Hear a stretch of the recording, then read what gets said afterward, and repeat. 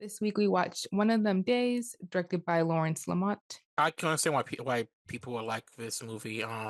It builds off the established catalog or content that Issa Rae started with, awkward black girl, and then with her show. I don't, and it's more. I think this is typical of a lot of this movie's more marketed, I guess, toward black women, which is there is a vast lack of black films, particularly black films that build and lean upon black sisterhood and black friendship. There's a lack of that. But that with that in mind, I understand that there are some things in the movie that are not going to vibe for me because, like I said, I'm not the target audience. But I do thought it was a good story with about a bond. Like whether you're a guy or girl, you can understand the bond you have with your friend through thick and thin. No matter how much they pissed you off and they're stupid, like that friend is the person you're down for, and all that set within the backdrop of like the artificial slash heightened chaos that is comes with living in the hood and paycheck to paycheck. Solana, that's her real name. She's such a good actress. Like I was so blown away by like the fact that she was like emoting and like giving what she needed to give in each scene. And I really loved her and Keke Palmer's chemistry. I thought that was so great. Um, Sometimes when musicians try to do acting, it doesn't always work. So like I was a little nervous about this one, but I think she did a really good job. Keke Palmer, comedian of our generation, like she's always been fantastic. So like I expected nothing less from her, honestly. She was great. Um, but I also like the inclusion of other like emerging black comedians. Mhm. There's an actor who is in this, and I don't know his name, but he's also in the studio. Um, he's amazing, and I'm so happy I watched the studio first. So like when he popped up, I knew who he was. Um, but is it her name is Janelle, right? Yeah. Who is also on Abbott Elementary. She plays Ava. I was glad that she was in this movie. Um, the Cat Williams of it all, I was not expecting that, but him popping up in this was very funny to me. I was just like, I just wasn't expecting him to be in this film. But like, I really loved the fact that like you saw like all this emerging talent, like even other actors who there's another actor in here who's like giving out the loans who was also in Abbott Elementary and also in the studio. Like she's an up and coming comedian, like she's killing it. So like that's really fun. I think that it's really nice to like support emerging talent. Mhm. And I feel like in Hollywood you're kind of getting the same kind of 10, 12 actors. So it's really nice to like see younger talent come up and have a platform to act in it. Besides that, though, the kind of like craziness of like, let's make it, let's see if we're going to make rent. And then also, let's see if we're going to stay alive of it all was really fun. And I Mhm. just really enjoyed it. It doesn't, the pace of it is really good. Like, I never felt like I was bored at any minute, which is really good. I feel like they kept tension up. Something was always happening, and I really thought that that was great to hold my attention. Sometimes I can, depending on what the movie is and the pacing of it, sometimes I do get distracted.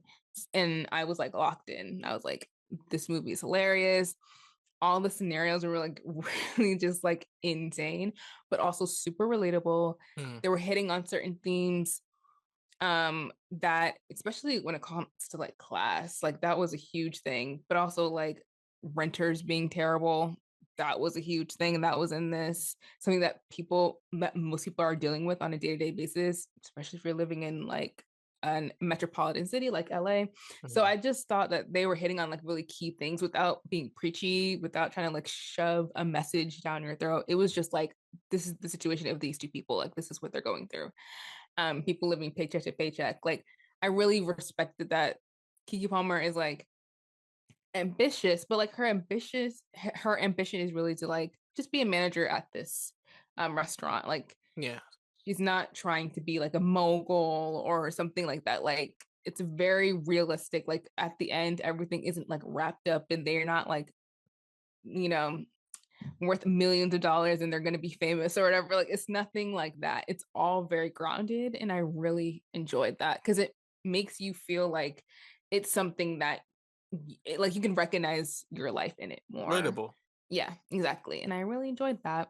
It was really fun. Like I really, really liked this movie. Like you hit the nail earlier about talking about how this also just discusses the economic side of things, like the class they're living in the hood, and their landlord's a shitty landlord cutting corners. Like when this movie what came out like a couple months ago, there was a Hmm. story here in Atlanta of shitty landlords in like luxury apartments not properly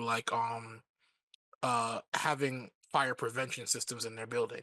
Like a whole like top floor of multiple apartment buildings got, you know, destroyed and people had to be displaced. Like shit like that. Like it's Hmm. a real thing, and then their struggles of, surviving in the hood. And it has a topic you love. You like women's wrongs with, SZA's character who can't, get her shit straight and she's on this new age Zen. Oh, if I think it'll come true, but ignoring all her flaws at the same time, which I low key found really infuriating. Like, and that's what I love. I think with Issa Rae, she is very underrated in her understanding of comedy. It's not like when you look at this movie, and you say, "Oh, Maude Apatow is in this movie." Then you think about a movie on a level like, "Oh, this is something that." Her father would have made with probably all white cast, which would have did raising reviews. She has like you said, people from Abbott Elementary, people from like the studio. It's not lost on me the fact that after HBO decided not to continue the Black Woman sketch comedy show, a lot of those women who are also in Issa's circle, who was also on the show, are also featured in different bits and pieces in this movie as well. I think the character that SZA plays is very like this girl was working my last nerve, to be honest.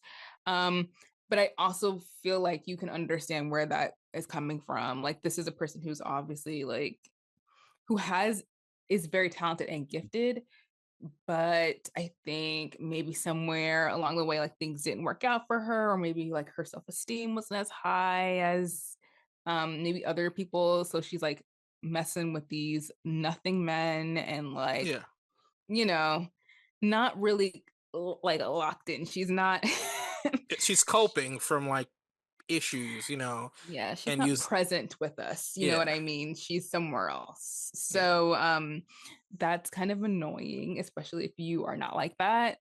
Cause to me, I'm just like, oh no, if I know my friend is like that, you can give me the rent and I'll pay it. I'm yeah, not giving you the rent to yeah, pay the money. Like, why would I do that? That doesn't make sense. yeah, Like, how do I know the bill would actually get paid? You know what I'm saying? So I couldn't be friends with someone like SZA. I'm yeah, sorry. Peace and love, but absolutely not. The fact that they are like she's always encouraging Kiki's character, but then like when Kiki's like, no, like you need to also take your own advice and like not continue to entertain the this homeless man, like and like stand up for yourself mhm, and this like and also like put yourself out there, like put your work out there. The fact that like they were able to get the money because of her artwork, it's like girl, and she was about to give that away for free. Like honey, like we all have to know like our own worth and like know what like especially when you're in the creative fields and yeah, people like always want to judge you for like not having a real job and X, Y, and Z. Like sometimes you end up like devaluing what you do because it's not contributing to society in the way that other people yeah, are seeing it. And that was a very real thing. Like that hit me. I was like, that, yeah, I yeah, totally get what that is. It's yeah, like, yeah, yeah, you just don't. Sometimes you're like, oh, whatever. This isn't like, oh, I just did this little thing. It's not that important. You don't really, it's not the first thing that you bring up in conversations and being like, hey, what do you do? You're not like, oh, I'm a content creator. I'm a podcaster. Like sometimes you don't say it because you don't think it has the value that it does. But like mhm, we have to like get out of that mindset and just being like, no, like I actually love doing this and I work hard at it.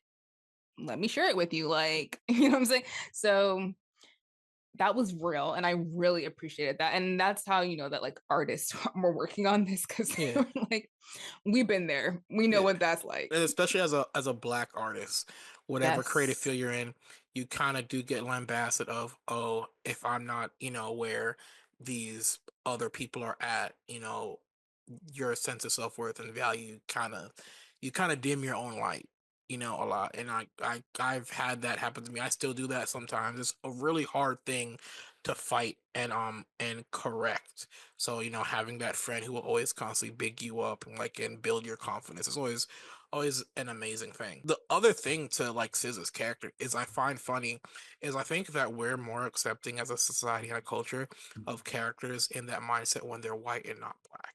Yeah, You know, absolutely. so the fact that SZA's zaniness and her willingness to float in a way is was kind of like off-putting for us as black people to watch because uh standards, optics, respectability politics. So we're like, yo, girl, get together, which also comes to a head at the end where Kiki's talking to another black woman from the Yes. same neighborhood, from the same apartment complex.